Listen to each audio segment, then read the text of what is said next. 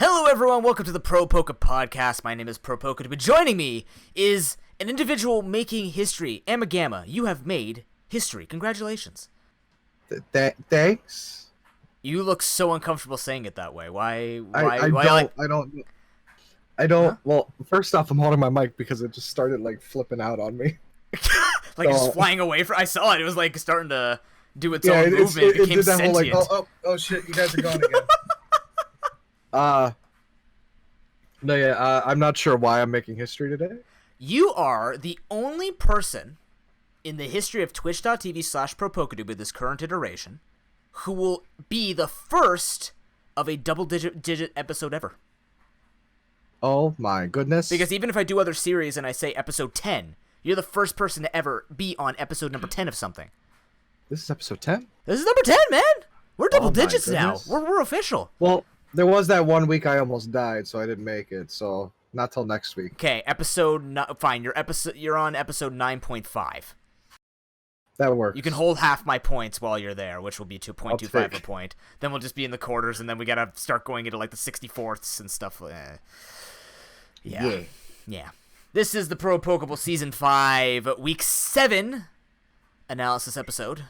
We had a very straightforward week. We did a lot of talk last week about playoffs. Playoffs are only 3 weeks away now, 8, 9, 10. Then we go into playoffs. We start doing elimination rounds, and then we go from there. It's home stretch, Gamma. How you feeling? I'm feeling like we're getting somewhere. And I can kind of see what's with the face. What do you mean we're getting somewhere? Of course we're what? I guess. As opposed to it's been like 7 weeks. It's not a sitcom where they do like 3 spin-offs on the side just to complete the series. I'm just saying. I guess. I mean, maybe some of the coaches talk like it's a sitcom, but it's not a sitcom by nature. I see that face. You know, man, you look like. Okay, there is a Muppet that you look like with that face. Oh, thanks. No, Muppets are cool, man. I like Muppets. What is that face? You look like is it the professor with the mustache and the glasses? Remember that guy with like the really fuzzy mustache and he had like the really big eyebrows? You mean the one that worked with Beaker? No. Yeah, that guy. Yeah, what's his name? Thanks. What's wrong with him? I don't know. He's cool. Let me look it up. He? I thought he was. The guy who was with Beaker. The guy. Muppets. Thank you, Google. No, not the guy who played Beaker. Bunsen. Bunsen. Oh my goodness, Bunsen Burner and Beaker. Oh, Dr. Bunsen Honeydew. Because he looks like a friggin' honeydew. I didn't mean you look like a honeydew. I made you look like Dr. Bunsen. Don't worry, I like honeydew. It's a compliment. You know, I can't remember the last time I had honeydew. Well, you should probably get some. It's somewhat healthy-ish, I think. Honeydew? What color is it? Green. Then it's healthy. Actually, if it's dark green or orange, it's the healthiest it can be. That's the rule for vegetables. But noob. Yeah? The only other option was freaking cantaloupe, and cantaloupe's orange. You're not making sense, noob. What? What do you mean? I said orange or dark green are the healthiest vegetables for you. That's not a vegetable, it's a fruit. Oh, well then it's not healthy for you because it's a fruit anyways. I don't understand. Well, vegetables are better than fruit, but this is not a fitness podcast or this is definitely not a nutrition podcast as Gamma's chugging a bottle of Diet Dr. Pepper. Leave me alone. I'm going to eat this Diet Dr. Pepper. Eat? And my mint M&Ms. Don't put plastic in your mouth. Don't make me send you that 1990s commercial again with the "Don't you put it in your mouth" Muppets. I'm on a Muppet kick apparently. I don't even watch Muppets. I watched Sesame Street, but I didn't watch the Muppets. Yeah. Maybe we should stick to Pokemon. Pokemon? Maybe. Yeah, okay. Let's talk about that first series that happened in Week 7. The Las Vegas Golden Lucario versus Manchester Manectric faced off against each other. In Gamma, I think we saw 2 very characteristic patterns that we see from 2 very characteristic coaches. Would you like to give us a summary of what happened during this particular series?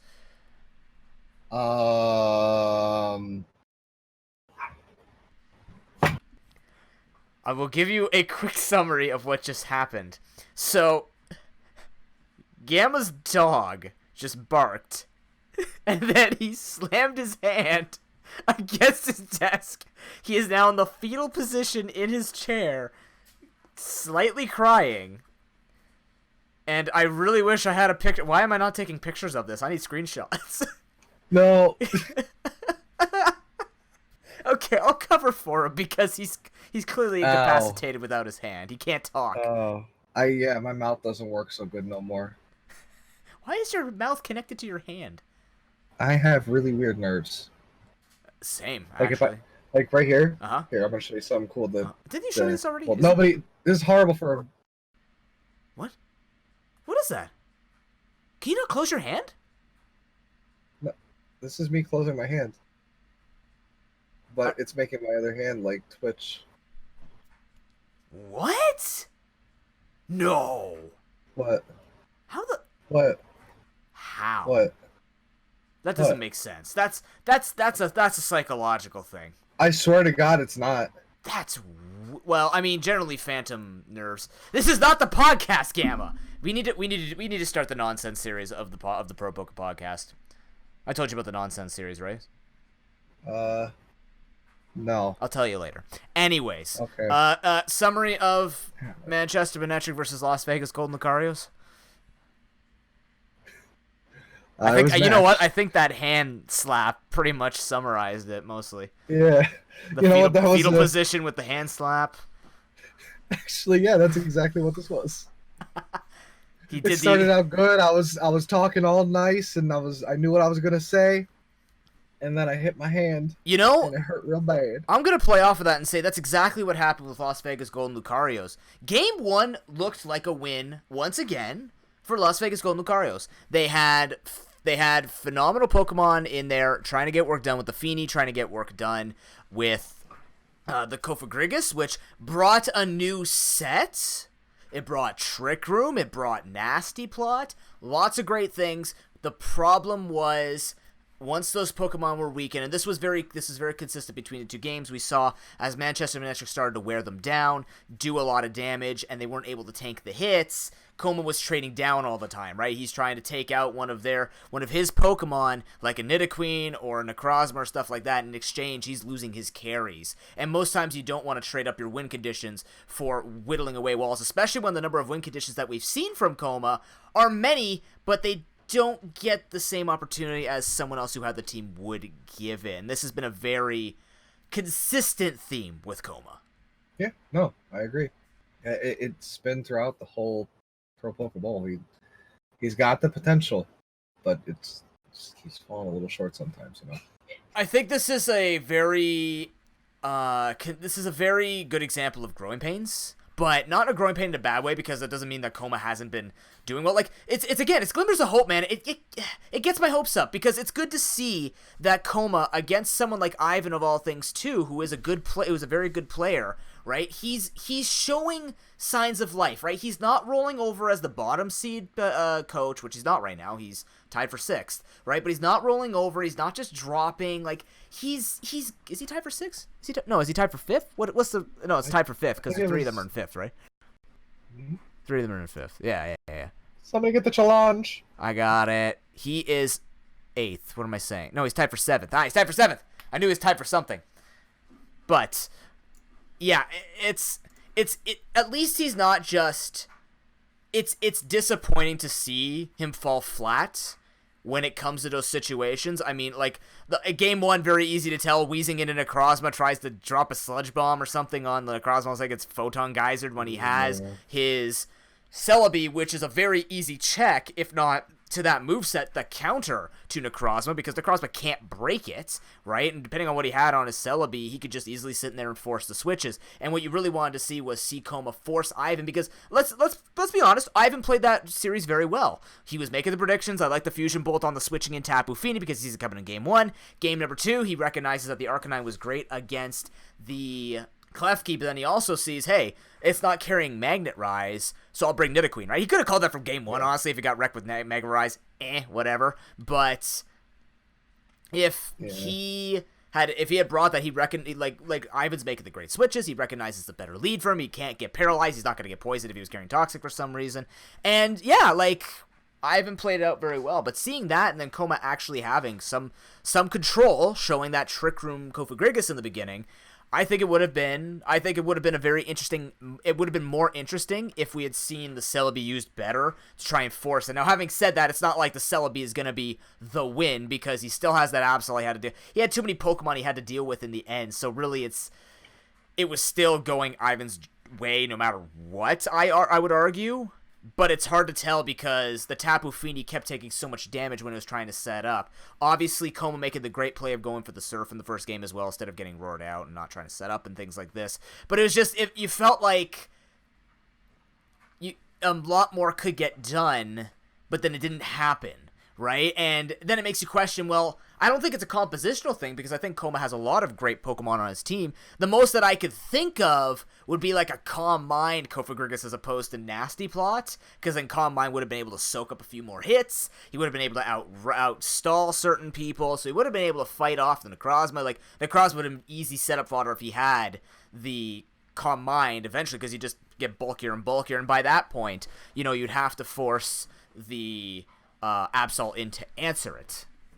But at least even that way, because all I want to see really is forcing plays. I think that's been one of the reasons why our top players have been so prevalent in making it look really easy when they're sweeping, is because we don't see people having Pokemon to force the plays. We don't see the right movesets coaxing out Plan B from our top players, right? It's not just about playing it correctly, right?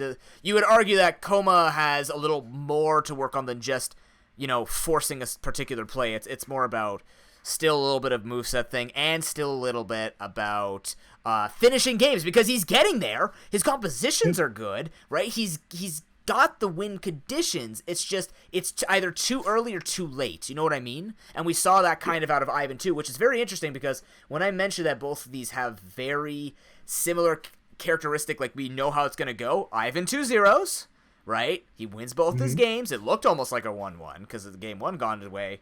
We would assume that Ivan would most likely come back in game 2.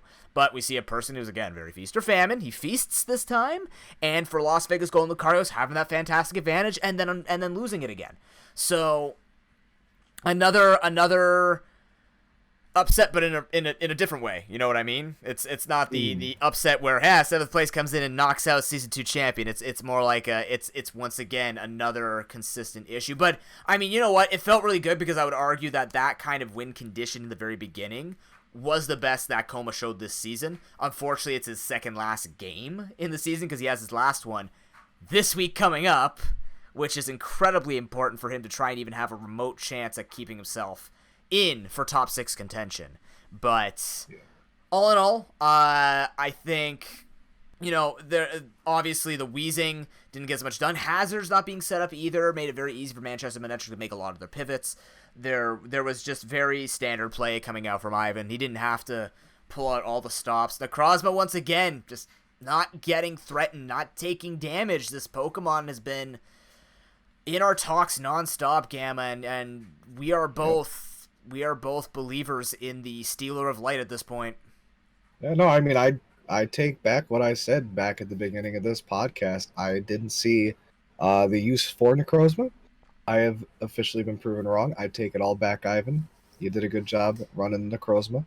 And we've seen this before where he takes a Pokemon and you're like, well, it does stuff, right? And we know it can do things, and he's using it the best that he possibly can. I think for me, the big surprise for me was back in Season 2 with his Umbreon. I don't think I gave a lot of credit to Umbreon, and then over time he just consistently used it, and it was like, oh, wow, look at this. Umbreon's actually a good call on the meta and is tanking up a lot of things. So for Ivan, even if it's just going to tank up everybody else except for like the top 3 or top 4, he still found his way to tank up the majority of the teams and just show that, yeah, you're not busting through this. So good call. I mean, Ivan's playing it super well. He showed great proficiency. I like the predictions. He's not afraid to make those types of plays where he's going to think that they're going to make a certain move. And this time he called every single shot correctly and took his 2-0 very, very well.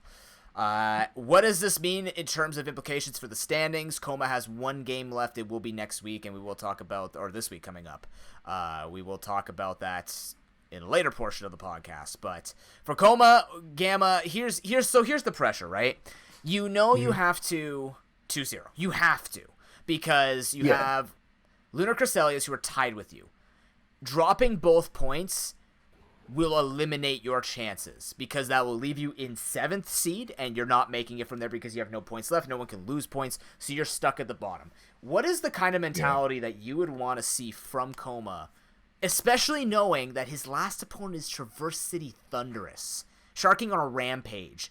What is the mentality that you would suggest that could even remedy nervousness when trying to aim for top 6? Because at this point, it's still a gamble. Even if he 2-0s Sharking, it's still like people can still pass because they have 2 to 3 games left. He's the only person who is finished this week because of the schedule. Like, it comes down to him and him alone to grab even a remote point and then start praying to RNG gods to see what can happen. But what are you taking from this? What do we need? So you're saying that even if he does 2-0 Sharking next week or next Pro Pokeball, what he still doesn't. There's still a chance that he won't make it to top 6 seed. Well, if he gets 15 points, it's much more likely. Like, what I should say is, the most likely scenario that I see, which is still incredibly unlikely in my opinion, just based on the past, is a 1-1. And that puts him at 13 points. And the problem is you have Golden State Greninjas, I Am Groot, and Ice Cold, all actually kind of like World Leader and Sweet D play each other, and they all play amongst each other. I think does an Initiator have one left against someone else here too? Let me see.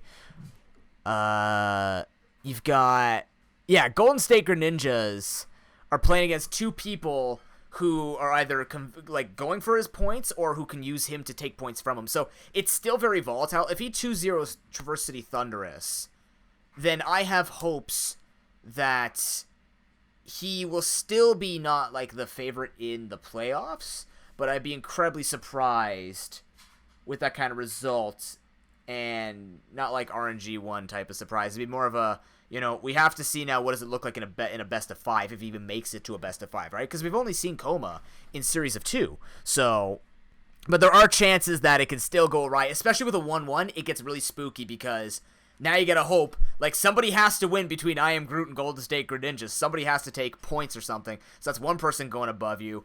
Lunar Cresselias have 3 games, so they could still take points even if you're sitting at 13. So you have to hope that Lunar Cresselias 0-2 3 times in a row, which is possible. But do you really want to sit there? Like, so I'm asking, what kind of mentality? What do you need here? You're going against a super tough opponent in Traverse City Thunderous, 3rd seed currently, and still has the most matches to finish as well with 3 matches.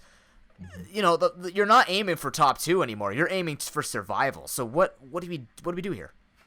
Well, if that's the case, and he has the chance, if it was me, I would toss everything I have to the wayside.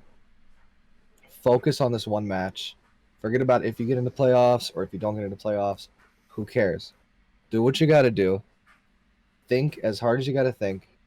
But when you get to the actual match, don't overthink it too much, because then you're going to trip yourself up. Bring the tools that you know you're going to need. You sound like my coach from soccer. Well, he must have been a very smart man. He was a very intelligent individual. Well, there you go. That's what I would do. I actually somewhat agree with you, where I would say, screw it. It's not about playoffs. It's my last match. And if he can make a showing against Sharking of all the coaches here, then I think even if you exit the tournament and not enter top 6, I think you leave a decent legacy with showing that, once again, your draft is consistent. The team looks great. You got away with a lot of fantastic picks.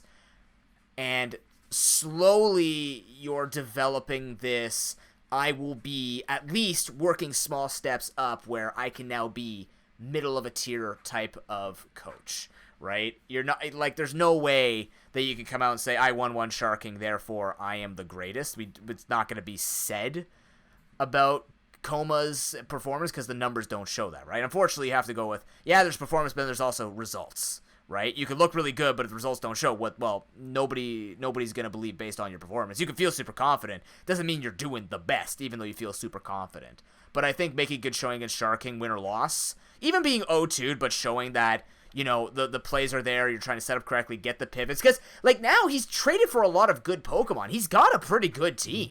So it's almost like I wish he could have done this weeks in before. But, I mean, hindsight, right? Hindsight, coach is dropping, so more Pokemon are accessible for him to take.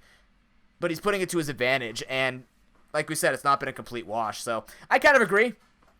I'd say don't go complete memes. Don't throw it out the window and just bring this random-ass moveset on 11 different Pokemon. I would bring a team that would work, try and throw the curveball, see what happens, experiment, and then at least the nice thing is, even when Coma... or if Coma is eliminated from playoffs, or when he's not playing for the next 2 weeks, until playoffs, he's still allowed to make trades. So he can still actually disrupt the trade pool. He could just take out random Pokemon. He could try and call what meta Pokemon coaches might be looking towards to take on their playoffs, or the prospected playoffs opponents.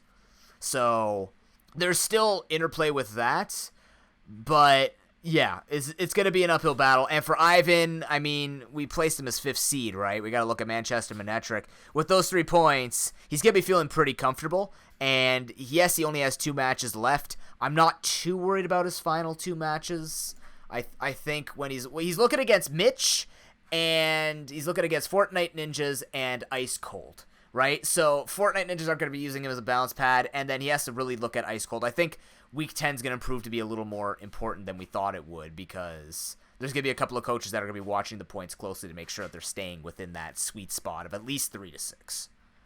Yeah, no, I agree. I thought you were going to say something about... I was just going to say for Coma, if he does think he is going to go out, if there's a chance, then just go out swinging, man. Of course. Do your best. Do what you can. Always. It's the best way to do it. You can do that, you can be proud of yourself. You know who came out swinging and smashed both of our predictions, though? This segue, apparently. Yeah, this segue is going to come in with sub-zero expectations, that's for sure. Fortnite Ninjas versus I Am Groot. Good Lord. I don't think I've seen Sweet D die so hard in a Pro Pokeball like he did in this match. I don't remember... maybe there was a series, but I mean, like, just flat out team not, like, okay, so let's put this into context. Fortnite Ninjas 2-0 over I Am Groot. Gamma predicted a 1-1. I predicted a 2-0 I Am Groot. And then, after watching the matches, I go, oh, look at that. There's no answer to that woolly mammoth that I always say is a really strong Pokemon to pick up. Mamoswine was free. Icium Z basically destroys everything on the side of I Am Groot. And I don't mean to say that I Am Groot is looking weak. They didn't look weak in this match. It's just I've never seen one team smash Sweet D's team just from composition. You know, like I recognize that, you know, we talked about Superior a lot last week, but when it came down to Mach Punch from Conkeldurr plus Ice Shard from Mamoswine, that's basically, well, there's the Superior gone. What is left? And you saw in those matches, like, he can't tank the stuff up. He's always down a Pokemon, that being Hippowdon, because something had to tank the Sub-Zero hit. You know, Icium Z is just going to guarantee that something will die. So, you know, I felt bad, actually, for a bit for Sweet D, because I'm sitting there going, like, oh, you know he's such a good player, but if you came into the tournament and you just watched that match, you wouldn't actually realize that he's a top contender, right? And then you look at his points, too, and you're like, how does he have such a good team, but he's sitting tied for 5th? Like, you wouldn't know the RNG and just the whole poor matchup that he's dealing with. It was a very astonishing series to me, especially in Game 1 when you had to watch Quagsire literally just say goodbye to everything. Like, Quagsire is such a stupid Pokemon. Water Ground is a dumb combination. It is a gross combination of Pokemon. It's got an adorable face, though. It's got a stupid face. Oh, no, that's Wooper. We have a new Pokemon with a stupid face now. That fish with the gulp missile. Oh. No, the fish doesn't have a stupid face. It's the stupid bird thing. That's what I meant. The bird that spits out the fish, but the bird has a stupid face. So we now have another stupid face Pokemon that we can look forward to in Season 6, maybe. But, yeah, like, Gamma, I don't know. It was very well played out by both of them. I think Sweet D made the correct switches in game 2, trying to bring the Superior out, just trying to get things going the best that he can. The other Pokemon that he brought out being that's not transition music, by the way. He dropped the Ribombee, and he dropped the Gastrodon. He brought out Superior and the Banette, and I like the Banette because it was going to give him that priority Will-O-Wisp with Prankster on Mega Evolution. But the problem is, you've got Conkeldurr and you've got Rotom Heat. So the chances of you catching those off guard are also difficult. And he knows Conkeldurr could just come in, tank it up, and then win exchanges there too. So it was just such an uphill struggle. And I don't think he even, like, if I quickly look through these matches, I don't even think he got that super favorable situation to force and catch those things off guard, right? You saw how much damage the Mega Banette was doing.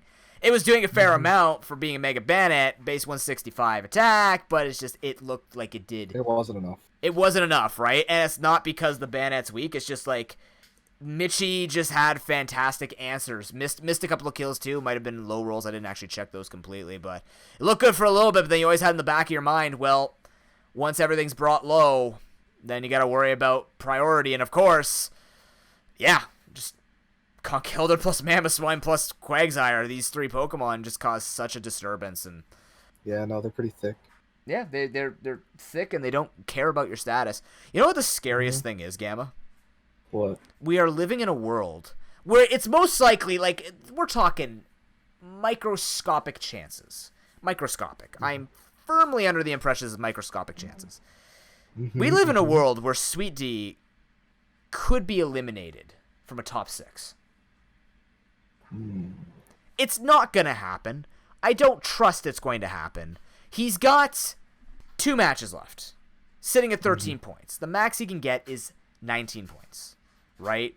Even getting 2-1-1s, because if RNGesus really hates him that hard, right? If the sun is not shining down on Mr. Sweet D, he's still pretty comfortable between 3rd and 6th. Right at this point, he's probably looking just to wait for the elimination round. He's going to have to do that extra best of 5, which I also find he's going to confidently take on and not have a problem with, considering he only has to build for that one best of 5, because then he gets to rebuild for the semis. And again, we'll talk about this in a future episode. But what an age we live in, because you don't want to see people fall. I love watching I am group play. Sweet D is a fantastic player. I do compare my old style back when I was in decent form, like 1300 elo form. Like back when I compare my form to what, like, the style that Sweet D likes to play and the way that he builds his teams. I like his builds. I like what he does.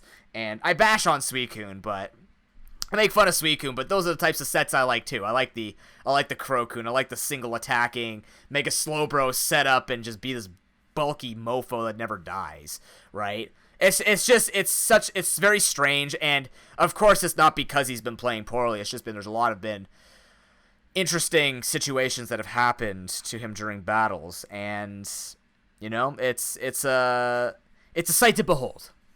But I mean, for Fortnite Ninjas, let's go to the other side.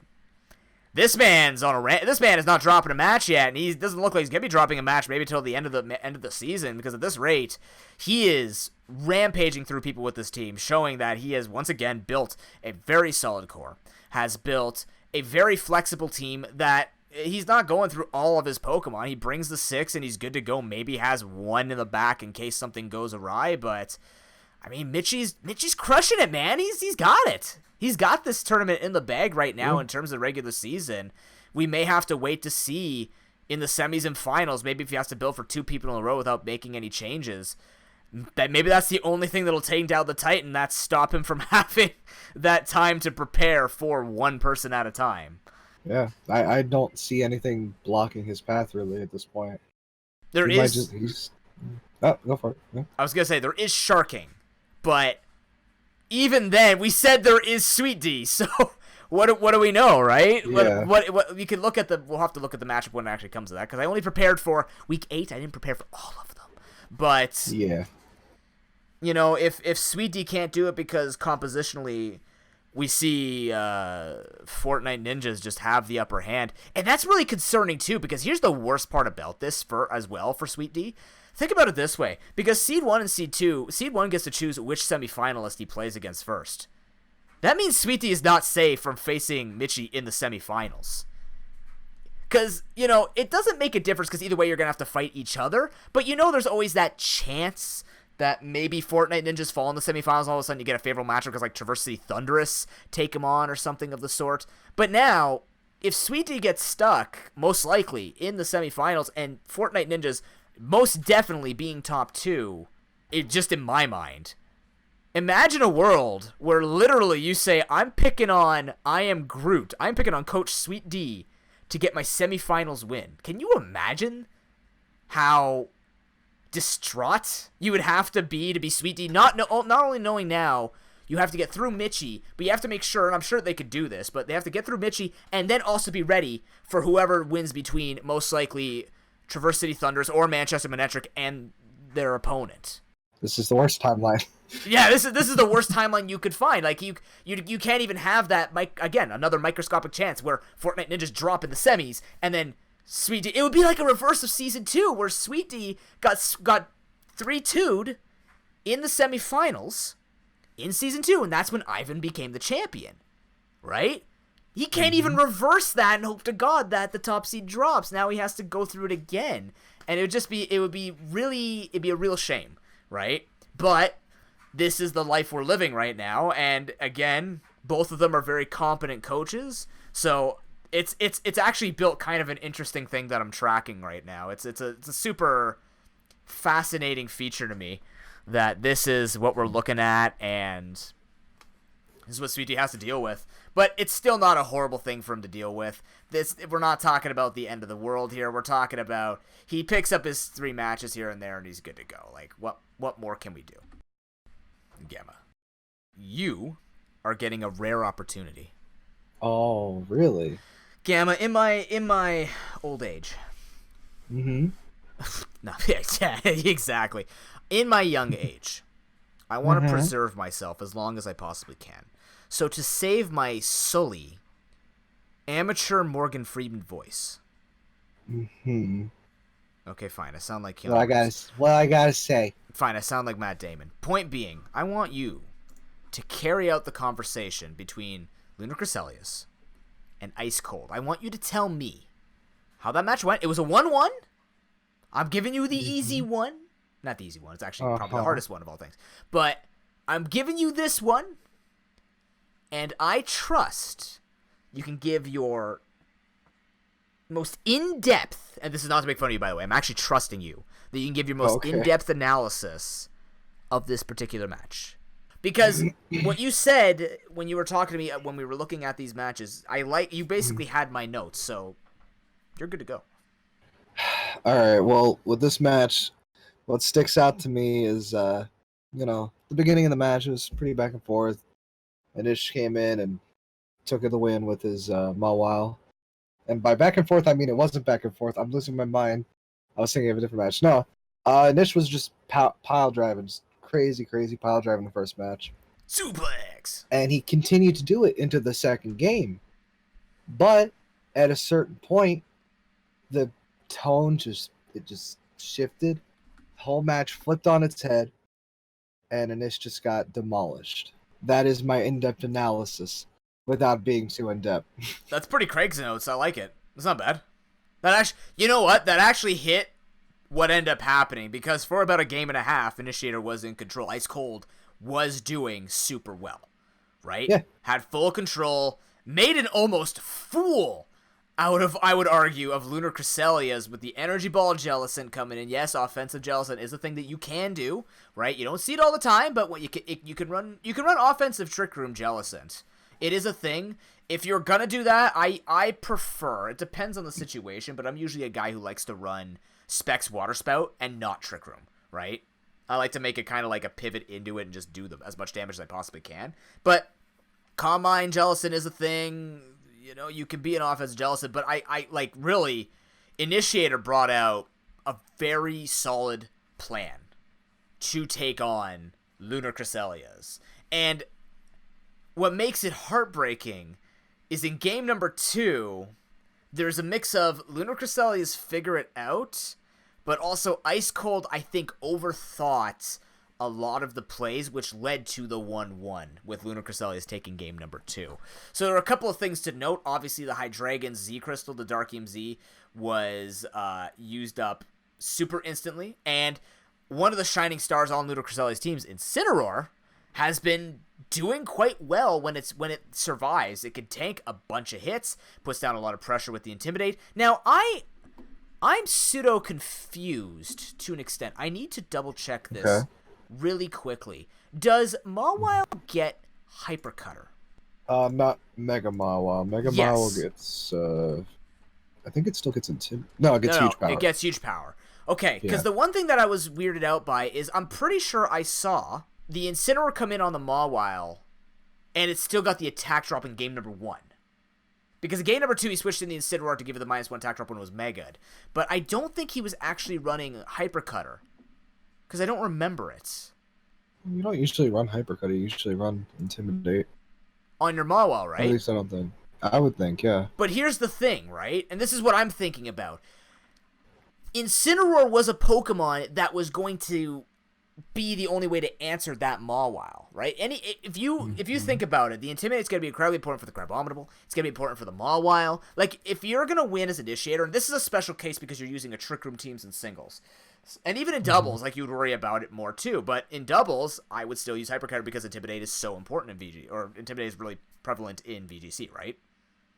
So, I found it strange where, yes, you can run Intimidate on your Mawile, but because you're going to be doing it in an environment where you're going to be switching into your Mawile on the Trick Room, and then you're going to want to Mega up when he makes his answer, I would want Hypercutter personally. Yeah.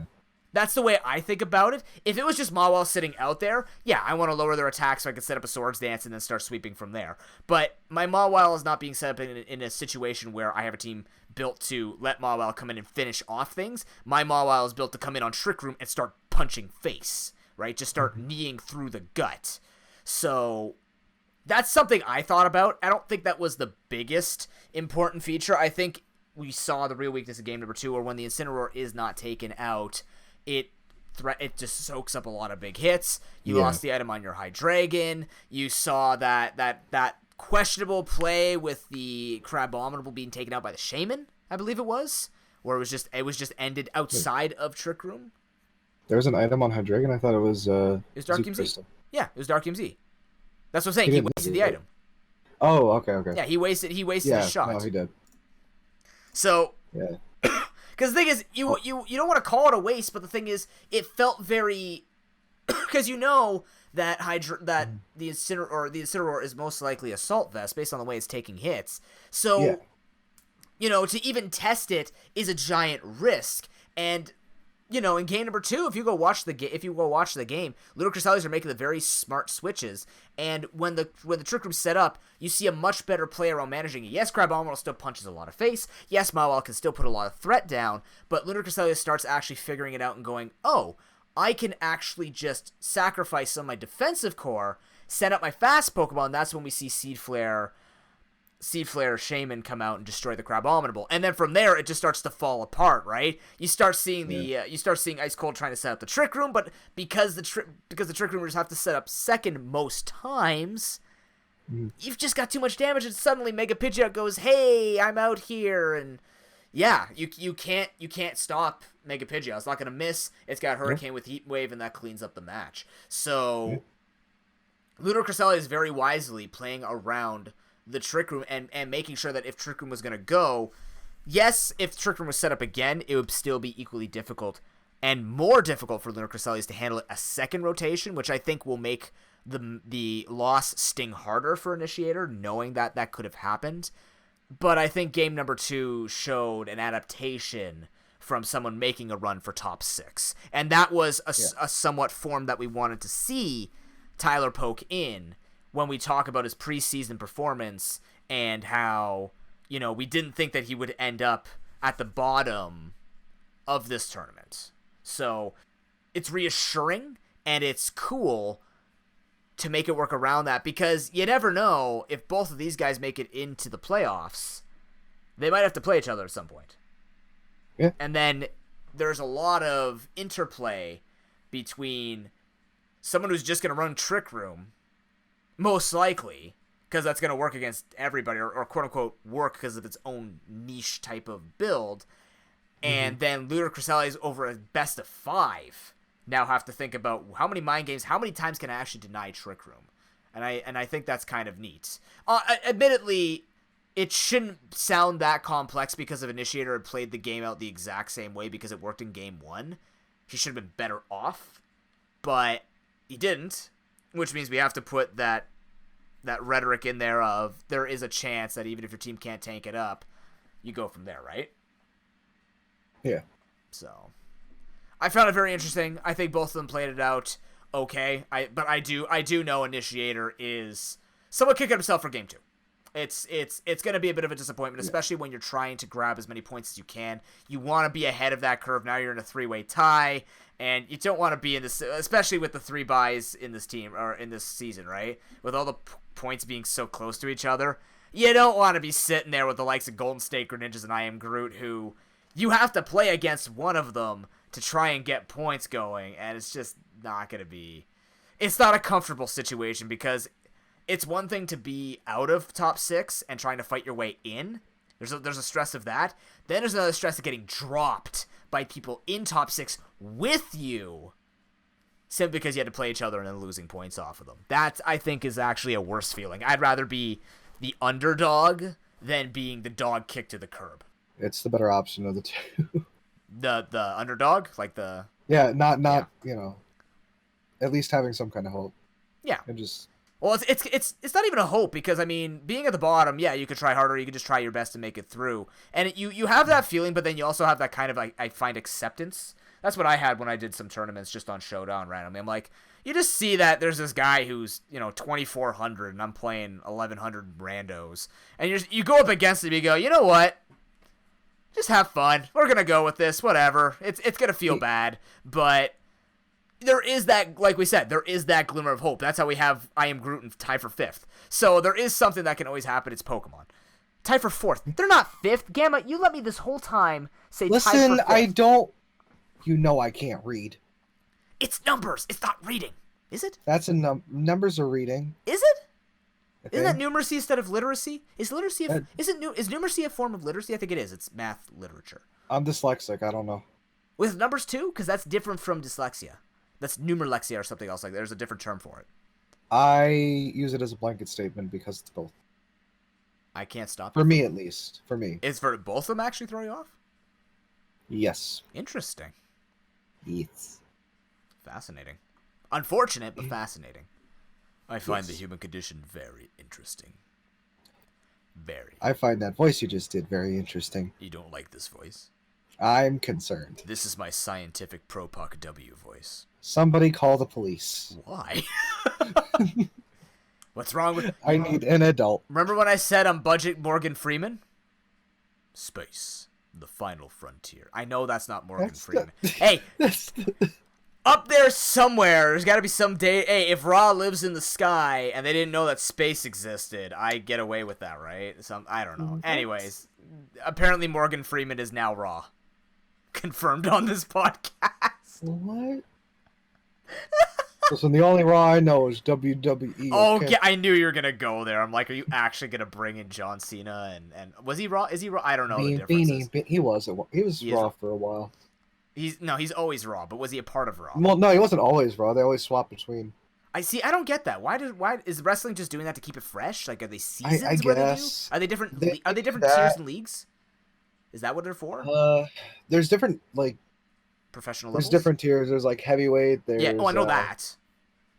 I know the standards of wrestling because we do that in phys ed. But I'm talking about there's the WWE. There's Next. There's Raw. Like, what are these? Are they just different organizations? Okay, so Raw and SmackDown. They're both different shows on primetime. NXT and stuff like that is the the step under it. You know how you watch college amateur? Football? Okay. Kind of like that. Yeah. Okay. Okay. Yeah, more amateur. So it's like NCAA's and stuff of the sorts. Yeah, but the big people they usually come from NXT and all those they move up and stuff. Oh, okay. But Raw and Showdown, they usually they usually like every year they mix people up. Sometimes like they have a big brawl between the two, and they draft to whichever show. At least if I'm remembering correctly. I mean, you will have to ask Zeno on that one. I mean, last time I watched wrestling was like 2014 or something like that. The last time I watched wrestling, I watched Rey Mysterio with his business associate smack the guy over the head with a. You're thinking of Alberto Del Rio, you ding dong. Oh, that's Alberto. Okay, well, I like Rey Mysterio just because of his name, but I like Alberto Del Rio. Yeah, I like that guy. Oh my god! I you love know the what? business You associate. would like Alberto Del Rio, you smug mofo. Oh I like the sneaky strats. I like that he hits people with his car. What? There was a whole thing where he ran somebody over. A wrestler? Not fake. Obviously. No, but I'm saying he ran a wrestler over. Yeah. Yeah, he's definitely my it wasn't favorite. him. I think it was. I think he had his little Rico Suave looking like assistant dude had him run one of the wrestlers over or something like that. If I kind of want to like. That's when I stopped watching. Like That's right awesome. after that. That's actually awesome. Oh, well, because there was the one time where he had Alberto Del Rio. That's his name. Okay, I like Rey Mysterio. Rey Mysterio is the one with the mask, right? Rey Mysterio is the one with the the hawk-looking mask. The what? He looks got, like a like, disco two face. hawks. What? Or does Alberto Del Rio have like the disco face? Who has the disco like No, shiny? Alberto Del Rio doesn't have a mask. Oh, okay. So who's the one with like the super shiny luchador mask? Well, there's two of them. Oh god. Okay. There's Rey Mysterio and there's Sin Cara. Okay, so I like Rey Mysterio. Yeah. Yeah, you probably like Rey Mysterio because he's the one who he doesn't wear a shirt, but he has the pants. Yes, that's him.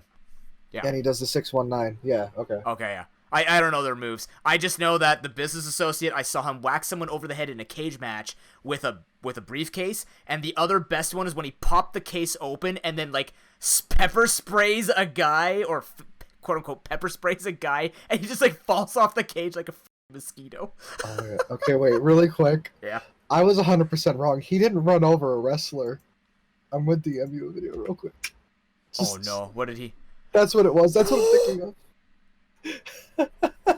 He ran over Santa. Why? Alberto Del Rio ran over Santa. Dude, Santa's Canadian. Why would you do this?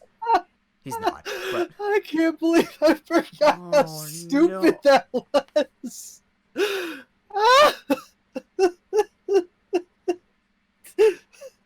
Oh, I gotta. That's astounding. That is 2012 humor right there. Oh, he ran over goddamn Santa Claus. The night before Christmas, too. Like, not even sparing the children's feelings. Just like, yep, dead on the ground, kids. Sorry, no Christmas for the rest of your lives. By the way, he's fake. Spoilers. Oh, he's doing the whole fake. Like, oh my god, I just ran over Santa. Oh, is he? Oh my. Are you watching it? You're watching the replays? I'm skipping through it a little bit. And Santa just goes out in a fucking stretcher. And his little assistant dude is like freaking out. He's like throwing up and shit. Oh nope, Santa's good. He's all right. He's giving the thumbs up, but he's going out in the stretcher. I was really hoping that Santa would just pick up like Antonio. There are children in the audience bawling their eyes out. Of course they are. You just killed Santa, or you tried to kill Santa. What's the car? Is that a BMW? He's trying to kill him with a BMW? Yeah, his car. He always had that one car. Oh, really? Oh. Yeah, if I remember right, at least. Oh my god, man. His whole thing was like he's rich or something. Antonio Del Rey? Stupid. What? Antonio Del Rey? No, Alberto Del Rio. Alberto. Oh my god. I'm getting Rey Mysterio and Alberto Del Rio. Okay, I'm not gonna remember that. That's a segment on this podcast now. Alberto Del Rio ran over Santa Claus. I mean, yeah, he did. I was really hoping though that Santa Claus would pick up one of Alberto's like business associates, just like suplex him into the car. Oh my god! Just like walking away, holding the middle finger up in the stretcher. I'm curious. Did they ever? I wonder if they did a thing later on in the night where he wrestled Santa Claus. Have they ever done that? I'm sure they've done that. I need to see John Cena as Santa Claus now. That'd be Hold amazing. on, WWE Santa Claus wrestle fight. As long as he doesn't look like a dancer. Like we need like a mix between John Cena and Channing Tatum as a serious wrestler, but Santa Claus. Oh, here's a clip of John Cena just freaking out that Alberto Del Rio ran over Santa Claus. Are you? Oh no, is this baby? Yeah. He looks so. Are you sure he's freaking out? When I'm looking at this picture, he just looks very serious. He's like, I'm gonna kill. Oh, well, that he's bastard. mad. He's mad. He He ran over Santa. Yeah, John Cena's a man of the people. Dude, one day John Cena's gonna be on this podcast. I'd be okay with that. He's a cool dude. He seems like a really cool and down to earth fellow. Like, yeah, other than his whatchamacallit, his persona. You know, he seems like a decent. But that's dude. his point. Isn't that like me? Isn't that just basically me, where I'm like a tough, sarcastic, egotistic exterior? Oh no, what happened again? What? Noob, no, come back. I'm not dead. I'm right here. Oh, you froze for a minute. Oh, I'm right here. No. You know what? I'm like John Cena. You couldn't see me for a second. I could see you, but you weren't moving, and it was scary. I'm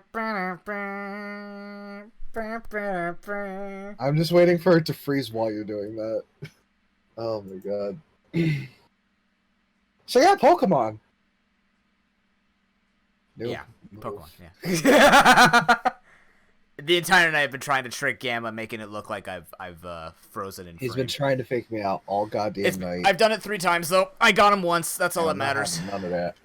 I got him once. The other 2 times he's figured it out. But I mean, pull that shit again, I'm gonna run over Santa Claus. Do it. I don't care. You can't hit something that doesn't exist. Anyways, isn't it funny? Isn't it funny how you mentioned Showdown, and how my Pro Pokeball has a Fight Club feel to it? Man, if only there was like an actual like fight club for participants of the Pro Pokeball or people who wanted to do stuff involving Pokemon. And you know what you and I could do in a fight club? You know what you could do to me in the fight club, Gamma? Dress you up like Santa and run you over. You could, but you'd have to be 1, paid off, 2, share a profit with me, and 3, you have to show me a moveset. Oh, ooh. I tried. I messed it up at the end. It's okay. It's okay. That's why Noob is in my name. I get away with everything. It's okay. The score is 20 to 18.5. Gamma. Yeah. Do you remember the rules? I believe I do, good sir. We had 1 cheat week where we tried to answer Jason F's movesets. Yep. Hopefully we did well.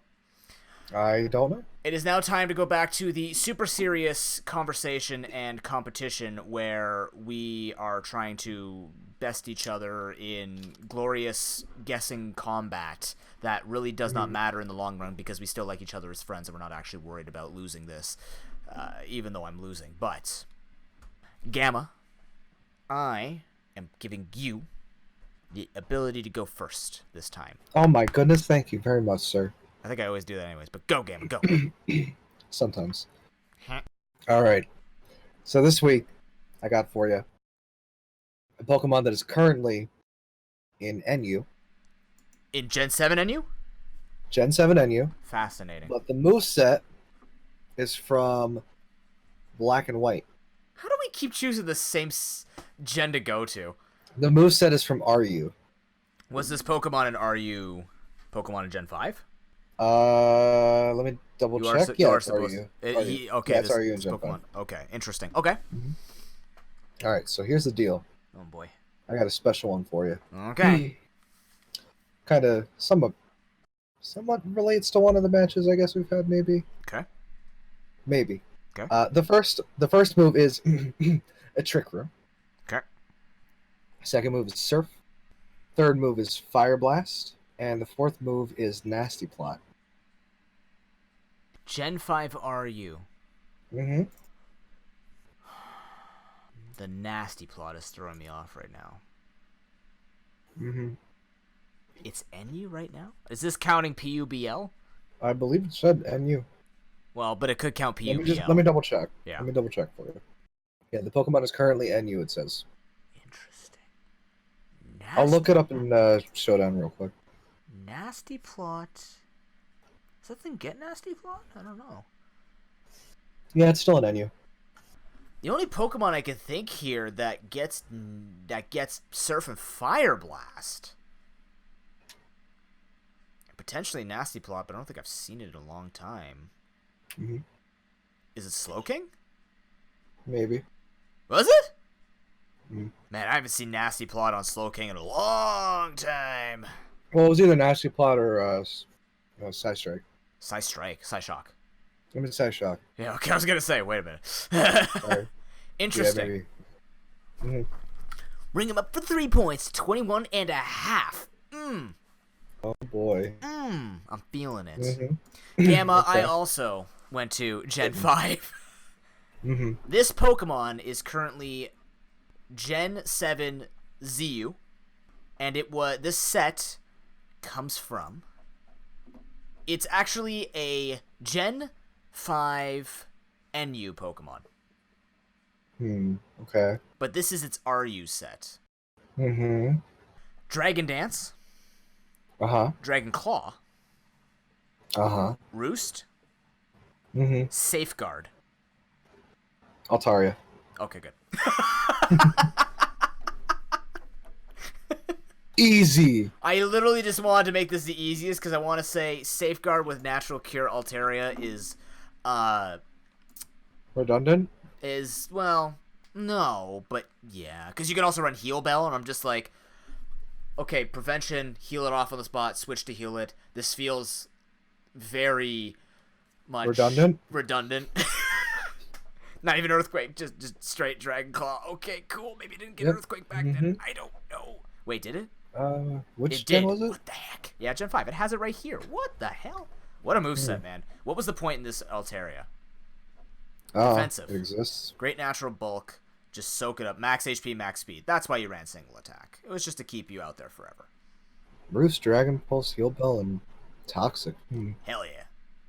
Okay. I was actually going to give that one. I'm like, it might be too predictable if I tell you. Because there's only one dragon that's going to do that. Yeah. Alright, Gamma. Well, we wanted to make that the quickest possible because we wanted to speedrun Show Me Your Moveset. So the score is 23 to 21.5. Well played. Yeah. I was too, very uncoordinated with making that easy for the most Mm-hmm. part. I was like, the only Pokemon in RU or that currently in NU could do that is Slowking. But when was the last time I saw Nasty Plot on? I'm not saying it doesn't exist. I just forgot that it uses Nasty Plot. I'm still too used to Future Sight Dragon Tail from season 4.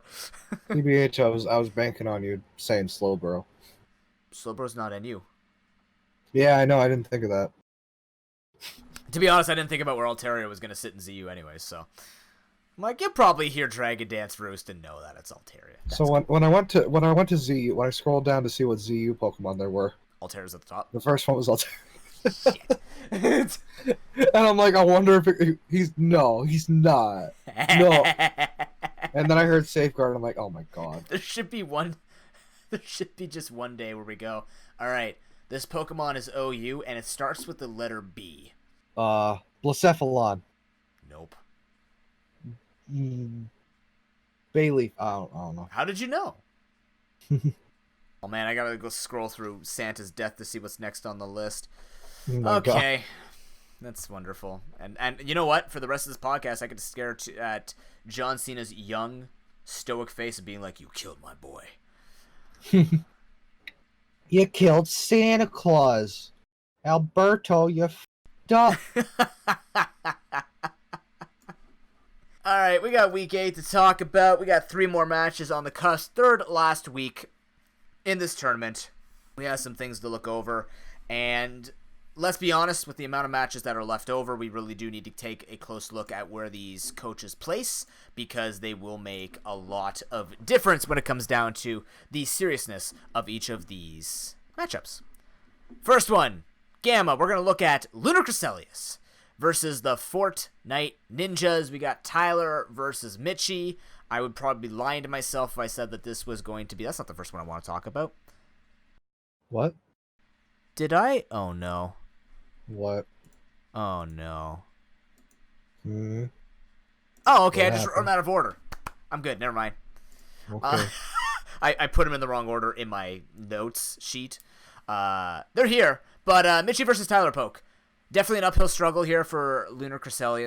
As a reminder, tied for 7th for Lunar Cresselia, first place for Fortnite Ninjas. Huge point implications for Lunar Cresselia. Also, to an extent, if you're looking at Fortnite Ninjas trying to solely hold possession of first place, as long as he stays 1 point ahead of Traverse City Thunderous, he will be good to hold his position and not be threatened, especially since Manchester Manetric would have to expect an 0-2 and keep 2-0ing.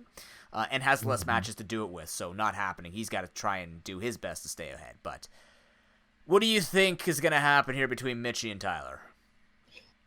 I'm going to say something astronomical. Oh boy, not again. We did this before. I think we're going to see a 1-1. Okay. Explain. I feel that this week, like we were talking about, Lunar Cresselia has been learning, and they're starting to pick up on stuff.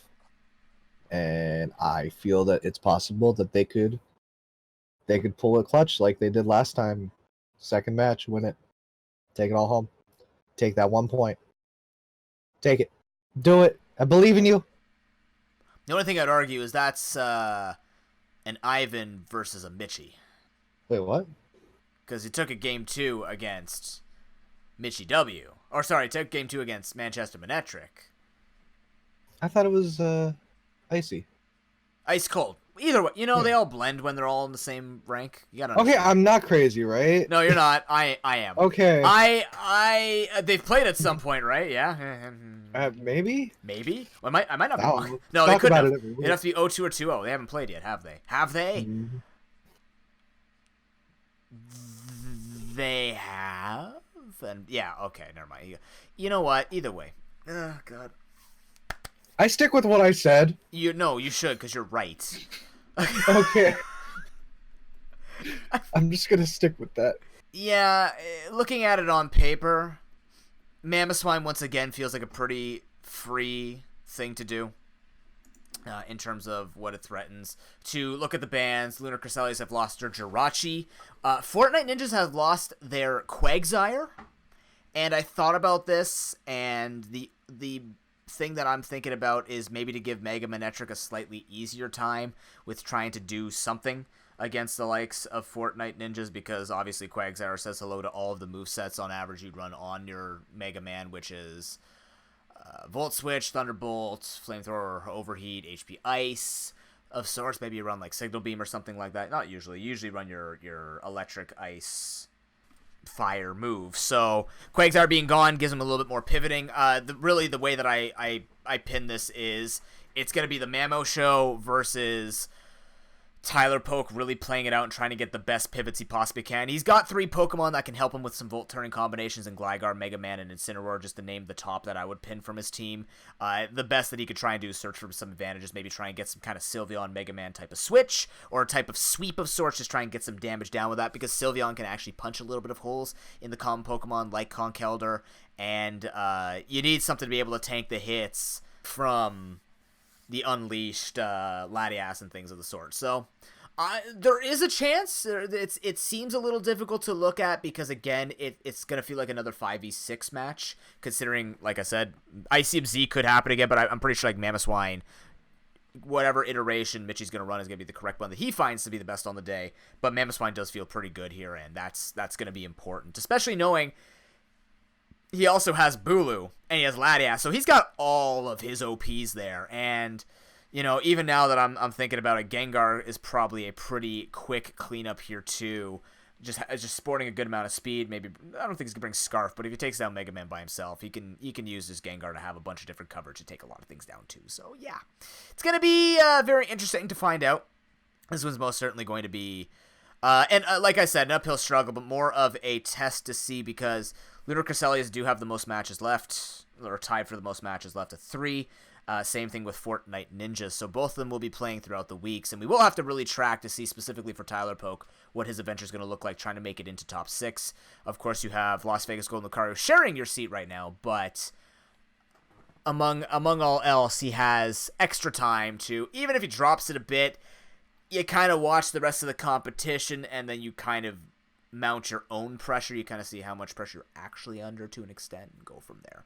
So will be an interesting match. I still feel very heavily favored in Fortnite Ninjas here. I think their streak is just too good. They've proven they're really, really, really they're really well established in the team. So yeah, that's gonna be a thing we're gonna be watching. Second match of Week 8. Las Vegas Golden Lucarios versus Traverse City Thunderous, Coma's last stand, and it's going to be against Sharking. This is what we alluded to before. Most definitely the match. It's not the feature matchup, but it's going to be a match to watch as we mentioned, we want to see that display of if I'm going out, I'm looking good going out, or I'm leaving a statement.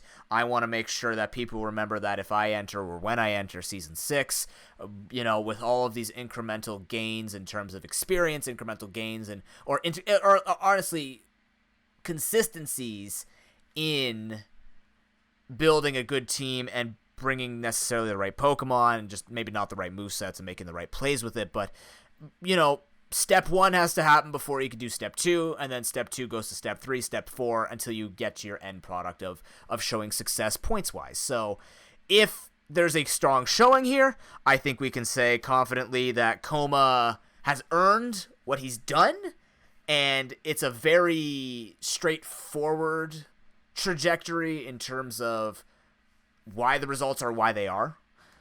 And for Traverse City Thunderous, I mean, they're probably looking at this going, I mean, I need this. I need these points to keep up and hope maybe that Mitchie along the way drops an 0-2, maybe. Who knows? It's probably not going to happen. But to try and take on Ivan, considering that, I believe... Let me just double confirm this. Traverse City Thunderous has 3 games, whereas Manchester Metric has 2, and he's only 1 point behind Manchester Metric. So if Sharking takes all 3 of his matches and just ends up getting more points than what Ivan can earn in the next 2 matches, which is possible, right? If they both 2-0 twice, then you have to hope that Traverse City Thunderous gets 0-2 in order for Manchester Metric to hold second seed. It's going to be kind of a I'm reaching for the highest of the top that I can see for Sharking, and then for Coma it's actually reaching to get into the VIP lounge of the playoffs. Coma Gamma. You're becoming one. Coma Gamma. Gamma. I am Amma Coma, because I mean, eventual Gamma. Oh, that's a good one. I like that. You are now the cheerleader. I want you to. You are a very inspiring individual. This is. Let's go. I thought you were about to sing Rasputin. I was like, please, for God's sake, do not bring that ancient song that I hear at every wedding. I hate wedding music. I've said this multiple times. I still hate wedding music. I just hate weddings in general. You don't like weddings? Except for the food. Food's good. Are you sure? It's free food. Good. No, you pay for it. Oh, no, you don't. They pay for no, well, it's... I mean, when you give them a gift, you basically pay for it. I give them a fucking pencil sharpener. I don't care. That pencil sharpener cost me $10. Hey, okay, listen. If you come to my wedding and you give me a pencil sharpener, I'm going to send this... I'm going to pull up this video, and I'll play it over the PA system. Because you not only do you have the memory of a goldfish, but if you remember this moment, that makes you a true friend. The fact that you remember this exact moment. I'm getting you a pencil sharpener. It better have like a Canadian logo or something on it. It better be a Moose pencil sharpener. I better be sharpening it. It'll be a fancy electric one. That's about it. Oh, you're a teacher. You teach. You can use a pencil sharpener. I have a pencil sharpener. Yeah. I'm a teacher. Yeah. That's assumed. Duh. There you go. See? Bam. It's right back Easy there. wedding gift. It's right there. It still works. works. Yeah, but you can use a new one. What would be what would the new one do that this one can't do? It'll be it has a toaster in it. I don't know. I was about to say it's gonna have like a coffee dispenser. I don't know. I mean, the future's bright, man. You know, there's a lot of stuff we haven't done yet that we're starting to do. We landed on the moon once. Is it all progressive? I don't know if a toaster pencil sharpener is a progressive piece of technology. I don't know, man. You need your toast, okay? I can't imagine cooking toast while trying to sharpen a pencil when it suddenly catches fire. Listen, there are some bugs that need to be worked out, but I think it's a good business plan. No, that's not even a bug. That's a feature. That's a straight feature. Yeah, exactly. That's a bad I have the feature. Kickstarter all ready to go. Okay, just when I want to drop hot verses, I don't want to actually drop my pencil while writing verses on fire. I guess. You better get a good customer service when you're pitching this idea, because if I call in, you better be explaining to me why I should be happy with my pencil on fire. I'm just saying. I mean, that's on you, man. You're the one who bought the product in the You're first the one that place. made the. Yeah, that's true. That is You used it to sign but the customer's terms always right. Don't you tell me that. I hate that. I hate that thing too. I don't. The customer is usually wrong. That's great to say as a person who runs of the time an entrepreneur. Incorrect. No, there's times that they are right. I think it would be easier to say the customer is always right if we didn't say always. The customer is right when they are, and the customer is We should actually be saying the customer is agreeable and will help. Except most times they're not, because they think that they just own the joint. I'm like, no, that's why you're a customer. You have the title customer. You ever tell them that? You should tell them that. Do me a favor. Yes. Order a pizza real quick. Just talk to me like you're ordering a pizza. Where am I ordering from? From my job. Just order a pizza. Just ask for some toppings. Okay.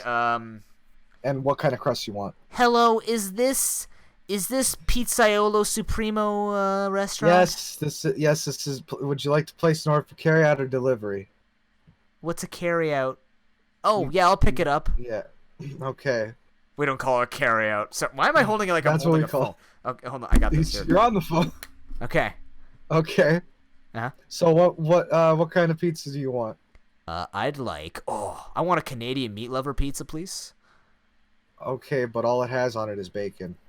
You've never seen a Canadian meat lover, have you? No, I haven't. It's got chorizo sausage on it. I'm down. It's got ground beef. It's got bacon, real bacon, not pea-meal bacon. I like pea-meal bacon, but I will say for you, because you don't understand anything other than bacon or Canadian ham, which apparently is bacon Canadian for Canada. bacon. Whatever. It doesn't matter. We have all right. So let's not even worry about that. Okay. So you placed your order for your pizza, right? And so you can come pick it up in like 10 minutes. Cool. You call me back an hour later. Why? Where's my pizza? Why are you an hour late? Where's my pizza? Why are you an hour late? Where's my pizza? Why isn't it at my house yet? Isn't that what I'm supposed to be saying? I thought you were the. Why? No, I'm pretending to be you. Why are you me? Because just trust me on this, okay? Okay, so who am I playing now? We just swapped roles. Okay? Oh, okay. Yes, welcome to Pizzaiolo Supremo restaurant. How can I help you? Hi, where's my pizza? I don't know. Where's your pizza? I ordered my pizza an hour ago, and it's not here yet. I'll make sure to flog the driver. No, the pizza was ordered for carryout. Oh, they ordered it for carryout. No. Oh, that's true. Does that actually happen? Yes, it has. You know and why? I had this. Oh my god, there was one lady who ordered carryout. Oh no. And then an hour later asked where her pizza was. Are you kidding me? And then she gets okay. And then the thing is, she ordered carryout deals, so she was saving like $20 or some shit. And I get there, and it costs more than that because the deals don't work for delivery. And she cusses me out, and I'm like, okay, I'm just gonna go back now. You know why I didn't catch on to that? The customer's always wrong. Yeah. Because I would never order a pizza and then I would never order a pizza to be picked up and then expect it to be delivered when I forget that I asked for it to be picked up. I would just leave the moment. Like, every time I order a pizza, I go immediately to the place even if I have to wait 20 minutes. I would never think to do that. You, sir, expect competency.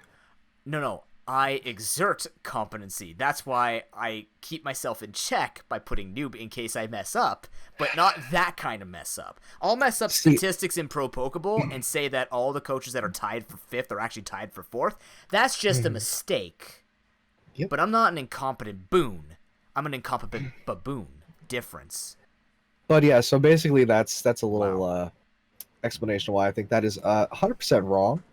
No, I don't. The customer's not always right. What are you talking about? Yeah, exactly. I've worked in enough managerial positions to know that the customer actually expects more than what they've paid for. That's what they want. Always. But let's put it this way: it's flattering. I take it as a flattering thing. I'm like, oh, you guys actually expect that we have this. We don't, but thank you very much for giving that consideration as well as giving us that credit. Now, when we show you that we don't have that, don't rip the credit away and start treating us like gum you found on the bottom of your shoe. Just go back to normal standards. Do it. There's that, along with the fact they always expect that they're paying more than they should be.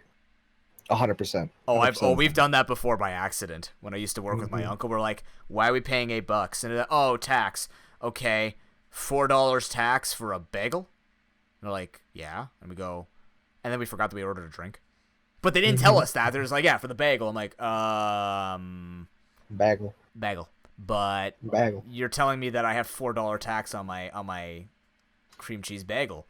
And they're like, "Oh yeah, here's your one drink for Noob," because I put my name down as Noob. I'm not gonna put my real name in there, but they're like, I'm like, what drink? Oh yeah, I ordered that drink. That $8. Thank you. Here's my money. You know what? See, I think we're good. I think we've caught up with our pizza bagel antics. Dude, pizza bagel is weird. Pizza bagel is pretty good. It's Can be weird. good sometimes. You got to do it right. I never told you. My parents owned a pizza bagel shop before I was born. Specifically a pizza bagel shop.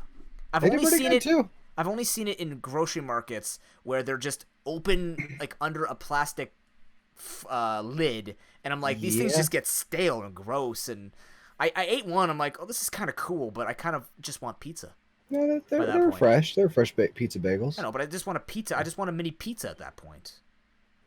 Jersey's weird. I want to put some pineapple on it, put some cheese on it, put some bacon on it, put some Canadian bacon on it. Did you say put pineapple on a pizza? Yeah.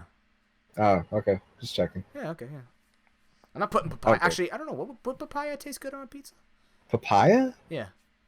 Would it? Might be a little too sweet. I don't know. At that point, you might as well just make a fruit pizza. Answer in the comments section below. Would you put papaya on your pizza? Because people always argue about pineapple on pizza. Would you ever put papaya on pizza? You know what? I'm going to go one step further. Grapefruit. Yeah, that's not... No. I don't like grapefruit, but that's when you say that's when you say when? I said that's a little too wet, you know. Oh, wet! I think soggy pizza. Is it wet like though? Pineapple? Yeah, pineapple like at least retains the water a little bit, you know. Yeah. Is grapefruit wet? It's wet as hell. Okay, weird. I've never eaten like out of a grapefruit. A grapefruit. A grapefruit. A what now? A grapefruit. A grappling fruit? Yeah, sure. Where are we? We're on the third match of the night. Dude, like I said, once we start doing the nonsense section of the podcast, it's going to be an absolute riot. Man, I wish that people enjoyed that part because I enjoy it. The nonsense of this part of the podcast, or the actual nonsense segment we're going to do? The nonsense segments we end up going on. Oh, yeah. Oh, no. I mean, if people are not listening to this, they're making a horrible mistake. Especially when I'm putting in the comments section the part about Alberto Del I got this Del Rio. He ruined Christmas. Yeah, like I'm putting that as a timestamp. People will go to it and be like, "We're talking about Pokemon, and why the hell is Alberto Del Rio or Antonio Del Rey? Apparently, I keep calling him on this list. Could be his real name. I don't know. No, I'm just messing him up. Maybe I'm thinking of a person named Antonio Del Rey, and I'm just making a. I hope I'm not saying a bad person's name or something, because that's just a name that keeps. Del Rey. Doesn't sound bad to me. Oh. Okay. It's just a. Oh, he's a Spanish flamenco guitarist and composer. Oh, okay. What the hell happened to Alberto Del Rio? He looks friggin' dumb. Look at this is what he looks like now. He went from that to this. His face doesn't look like that kind that you want to punch anymore. It's kind of just like, what the hell happened? It looks like his eyebrow is just glued on. Like the one on the left, or one on our right, but his left looks like it's just like been glued on. It's like starting to peel from the heat. Hey, Gamma, third match of week 8, featured matchup. Hi. We saved it for the best for last. Oh, by the way, we should mention. Before we get into this, there was one trade from a coach that is not playing this week. Ice Cold is not playing, and he has traded out the Garbodor for the Comfey. What do you make of that? Oh, you know what? Not gonna lie, I had a little sneak peek. I'm still not 100% sure, but I guess it does a little more than the Garbodor, at least coverage-wise, for him. So, what kind of coverage do you think he's looking for when he makes this kind of trade? Most likely the fairy typing, along if he doesn't have them all while. You know. Yeah. I don't know. I think the triage. That and support. Yeah, it's a supporting Pokemon that has a decent amount of speed, and I think the Triage Draining Kiss might be something they might be looking towards for a couple of coaches to make sure they can handle fighting types. Because the one weakness that you see in his team is any fighting type that has a dark move makes this very uncomfortable for him. So having Comfey to be able to soak up those hits, that's exactly what I was thinking. I'm like, he's probably just trying to soak up those common fighting and dark moves that you're seeing a lot of coaches that get smacked by and have that kind of control. I don't remember all of the healing moves that Comfey gets. Does it get Leech Seed? Let me do a quick check here. It doesn't? I'm pretty sure it doesn't. Yeah, I'm thinking of Comfey in what's it called? In Balanced Hackmons. Comfey, come here. First of all, Triage is what I'm thinking of.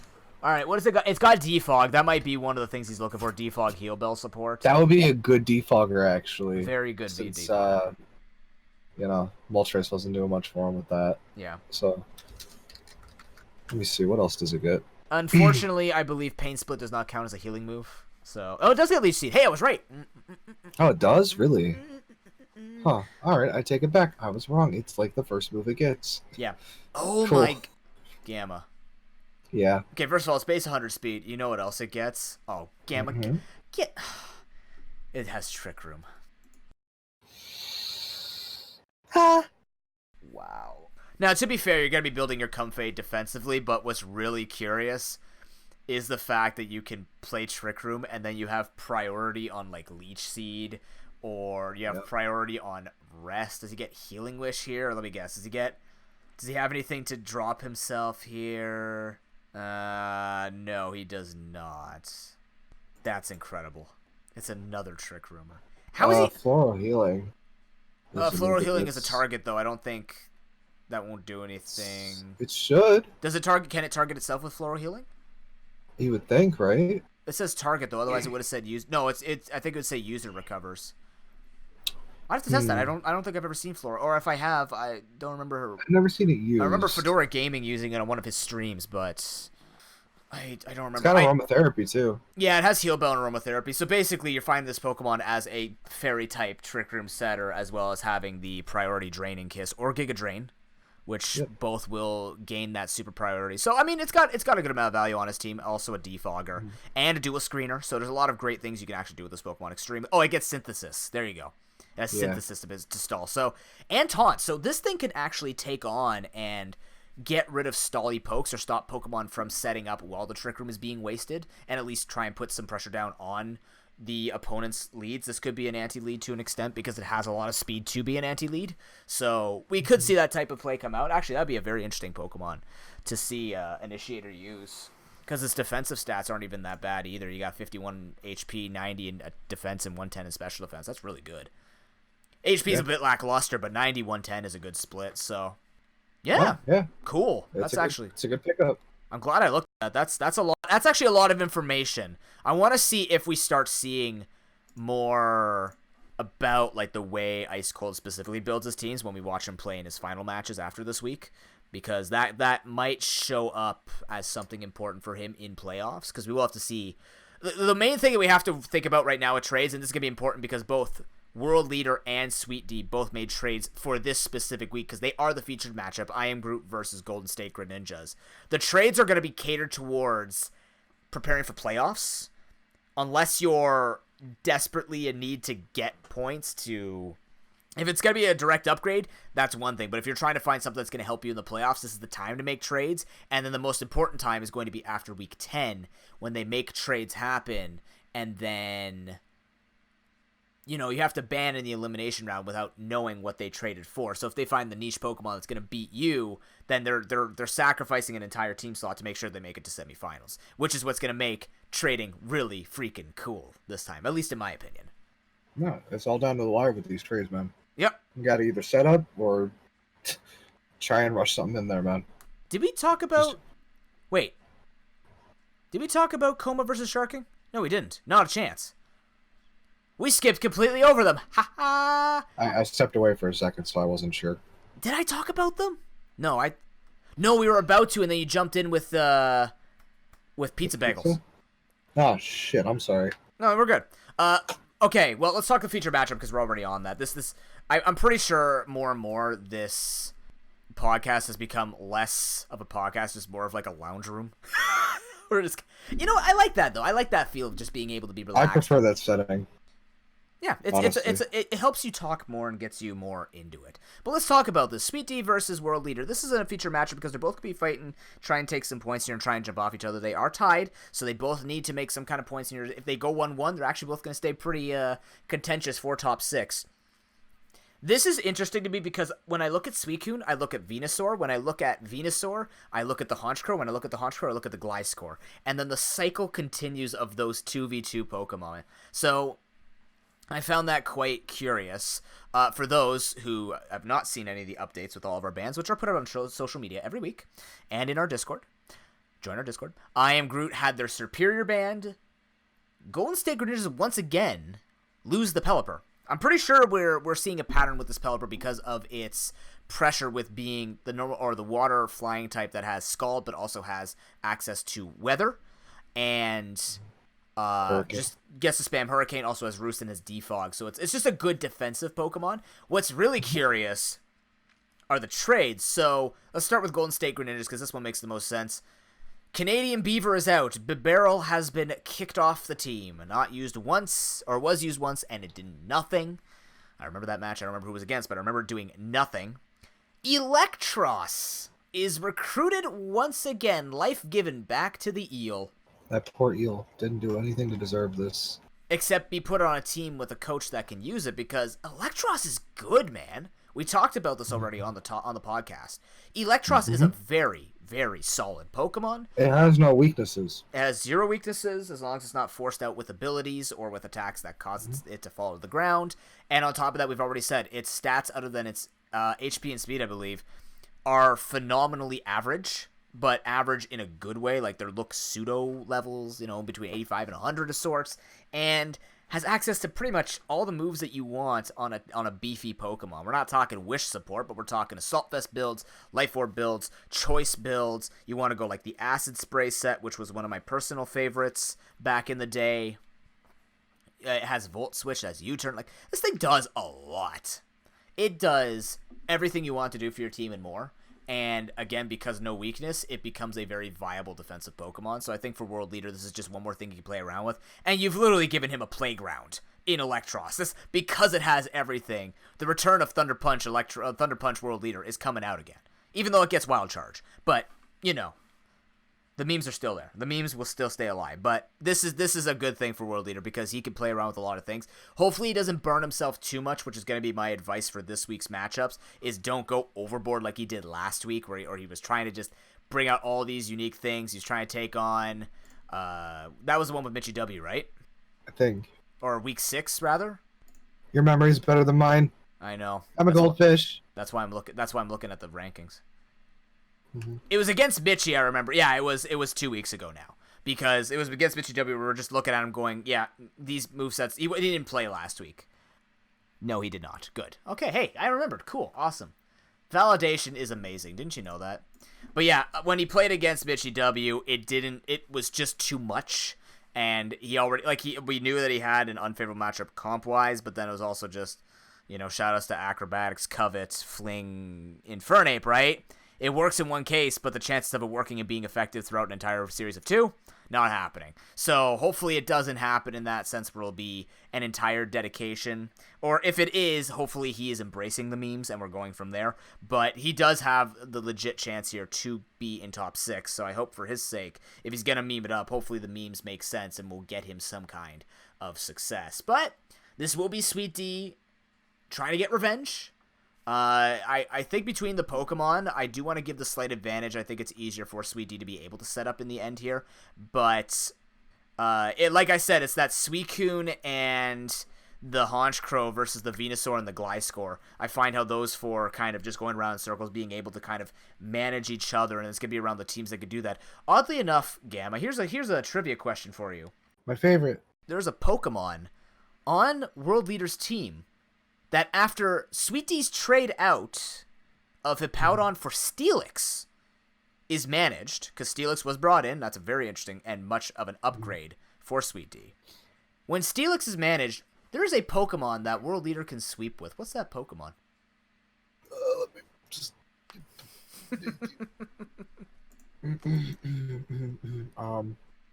Is it Infernape? No.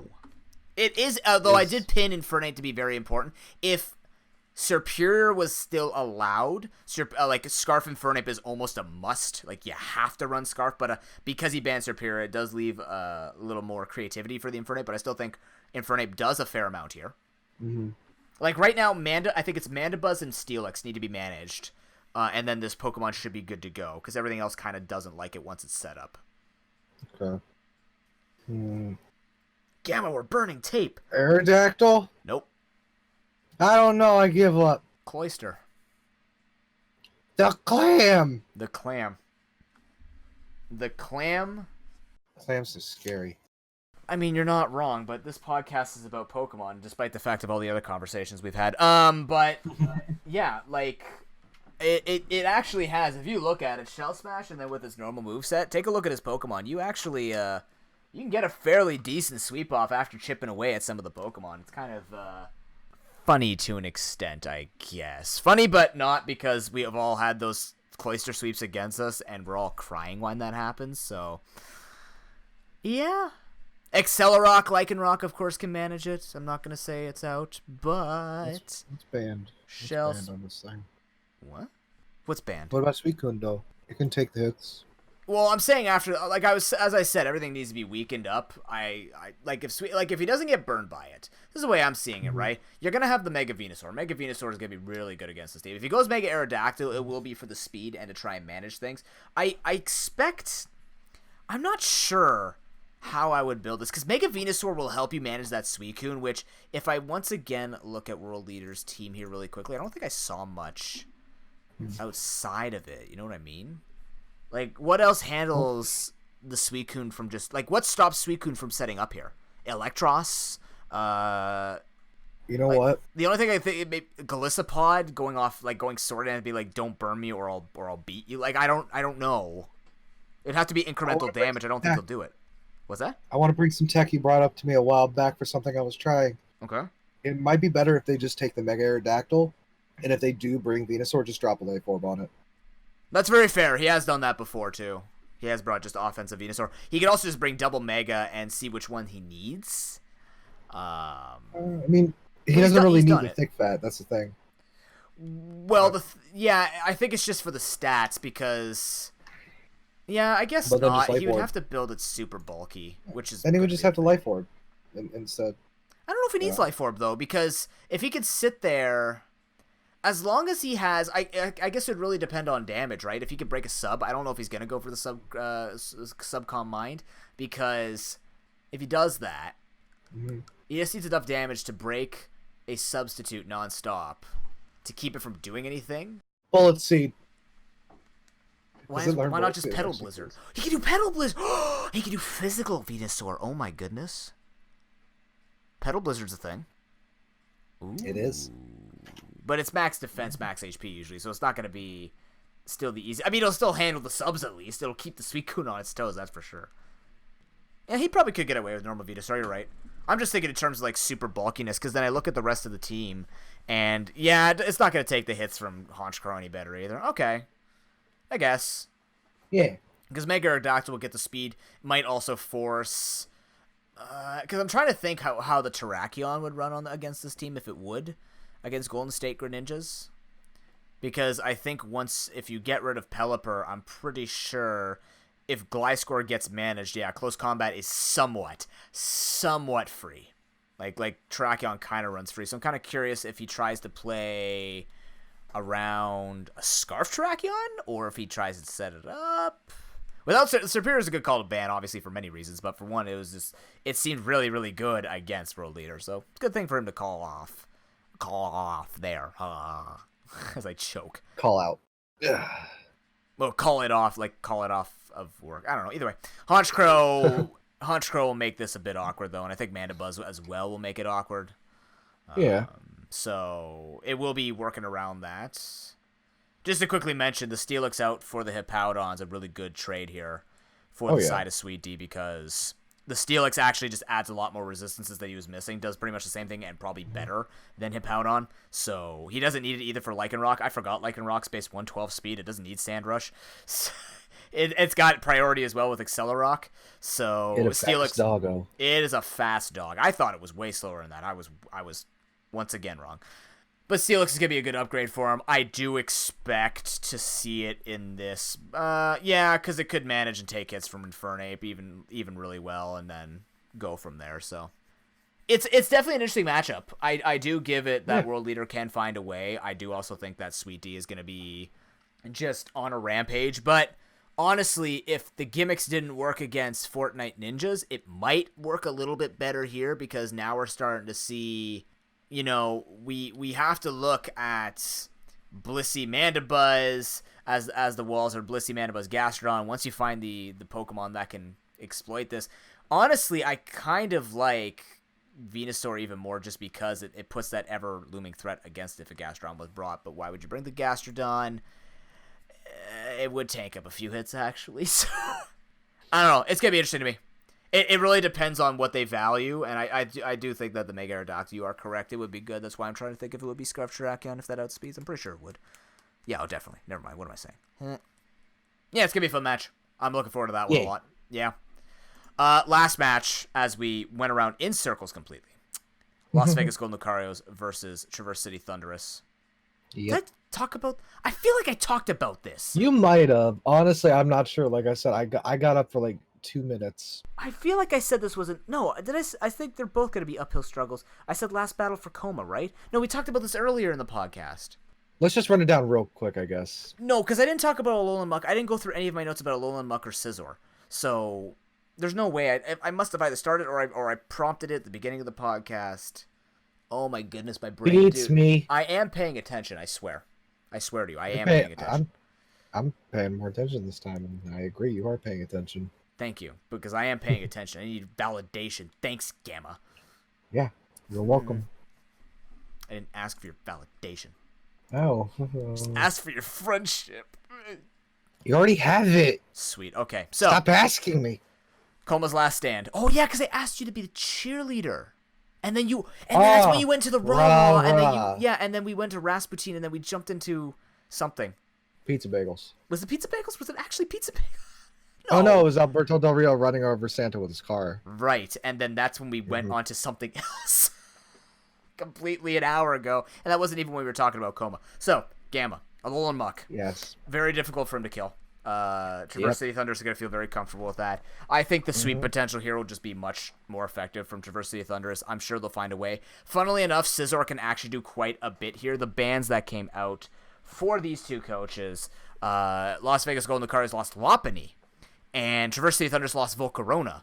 So... In bans, funnily enough, I actually like the fact that Scizor is alive, because I actually think Scizor, as long as it doesn't get burned and gets, like if it runs U-turn or Bug Bite, whichever one is going to run, and actually uses it on stuff like Starmie, which could just threaten the burn if you're just, as long as you're not running solo Bullet Punch, as long as he is running the Bug move, I actually think that Scizor could do a fair amount here. But you need to be able to pivot, and because the Volcarona is gone, the sweepers like Kabutops, Gyarados... What else we got here? I only put down a couple of names. I wanted to put down some more. There are a fair amount of Pokemon like Serena, Aggron, right? These physical Pokemon, I actually value Weezing a lot. I think the Weezing... I could see that. Yeah, Weezing feels very appropriate in the sense that Will-O-Wisp is omnipresent, but also just being a defensive biatch will make this quite difficult. Oh, yeah, okay, Mr. F-Bomb, I'm gonna have to block out. Yeah, I gotta block this. Here. Oh my goodness, man! Every time we drop the F-Bomb, I have to edit it out. Do you have to edit it out? Yeah. I don't remember you doing I'm only editing F-Bombs. I might have missed one, but I'm gonna edit F-Bombs. Everything else is fine. Frick. Like the poop word's fine. Fandango. I like Fandango. Mozzarella. I don't know. Mozzarella. Oh, I love mozzarella cheese. Man. Dude, I just bought some... Okay, so I bought some mozzarella. Not to get way too off topic. Uh-huh. And I bought some wheat bread. Wheat bread? Okay. And, yeah, wheat bread. And you can make the most bomb-ass mozzarella grilled cheese. Just a little bit of salt, a little bit of pepper, a little tiny bit of... I can't believe it's not butter. Butter. pop it in a pan, put Mhm. a lid on, and bam, grilled cheese is all gooey, ooey, and it's good. Now watch for the fastest recovery going back to the original topic. Speaking of ooey gooey That sounds like and real good, that sounds that real sounds like a tasty, Alolan actually. Muck. I was Sounds like gonna say Alolan Alolan Muck. I think it's Fire Punch, so it can run Fire Punch to handle the Scizor to an extent. Similar to the Focus Punch, he could do it. He can run that coverage with him. So I think that wheezing is gonna be very important. And the thing is, Las Vegas Golden Lucarios have a good amount of Pokemon that can pivot. They have the Celebi, they have the Gofagrigus, which can just tank things up along with the wheezing. Like if you build fairly defensively and start putting down hazards and force him to take damage here and there, Scizor can clean this up. I do feel confident in the Scizor. I'm concerned that because he lost his fake out person in Lopunny, I understand why the Lopunny's gone, because the speed will just outspeed everything and just start punching everything down if it's not got intimidated by the Gyarados, or if stuff actually starts taking damage, just starts kicking everything, right? That signals to me that Sharking had some kind of plan, but Lopunny would just make it obnoxious, because the Scizor, to me, seems better. And even then, if you want to run Superpower on your Scizor to handle the Aggron after it's taken a bunch of damage, you can do that too. So there's a lot of things that could be done here. And it's not all that doom and gloom for Coma. The only thing that makes it uncertain is the fact that we're going up against Traverse City Thundurus. So you're going up against an experienced player. You're going up against someone who knows their stuff, has a lot of veteranhood under his belt. So it's going to be I keep saying it is. It's an uphill battle. Well, it's not even uphill battle. He's on the hill, right? He is Mufasa looking at Scar. Okay, no, technically, let's put Coma in the other. It's Scar looking at Mufasa. He has to, this is like Coma has to stick the landing. He has to change the script. This is when Mufasa lives and then like beats down Scar before Simba has to. That's what I was trying to go over. I was gonna say Coma has to drop Sharking like Scar, otherwise the script changes and then he gets beat up. But doesn't get trampled by buffaloes. Yeah, water buffalo. Who cares? They're buffalo. Who cares about the specifics? I care about the specifics. Oh my god, no, Anyways, but yeah, he has to flip the script. He has to show that he is playoffs material. And if it doesn't happen, it's going to be a very easy analysis, right? Like truly, it's going to be a very easy analysis with the results of the tournament showing that in the end, it's Coma with continual growth, but the growth is slow and it's not effective enough to earn a playoff spot yet. But when people are back to a corner, sometimes they play their best. It happens. That's basically what a Super Saiyan is. You get beat down and beat down and beat down. The more you get beat down, the stronger you get. I was gonna do like competing sports teams, like competing towns, but yeah, okay, that's fair. Or I don't watch sports. Yeah, I know nobody watches. Watch anime. I don't watch sports either. I watch sports anime, not sports. That's true. You learned everything you need to know about soccer from a soccer anime. Mm-hmm. Eye Shield 21, I think it was. I don't know. Prince of Tennis. Cool. You also watch really weird stuff where they're just fighting each other with the rear ends. So listen, man, I don't watch that. You got sent that. I just know what it is. Yeah. Thanks, person who sent me that. I don't care about it. Get him. Call him out. No.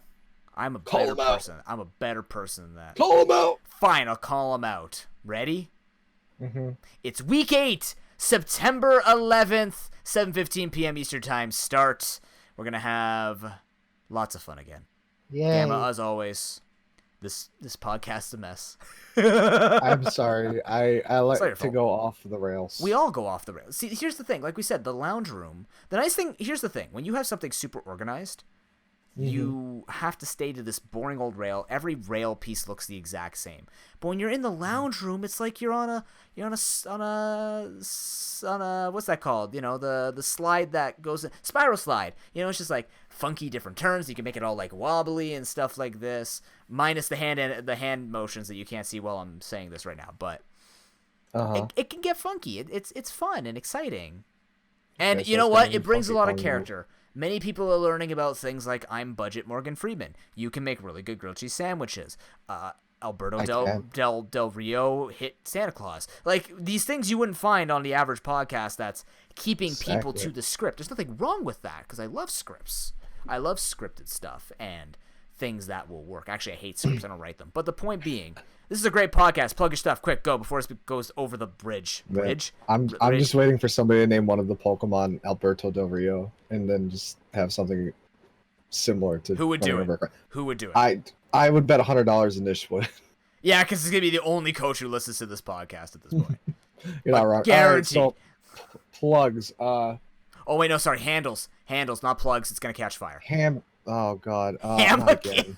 Ham again. I'll be out another week, gosh dang it. On Twitter and Twitch, it's AmaGamma, AMAGAMMA. And I do stuff with the Pocket Aces. We dropped a Detective Pikachu spoiler cast recently. Woo. So feel free to go check that out. Noob wasn't in it though. So nope. I will say it was a good movie.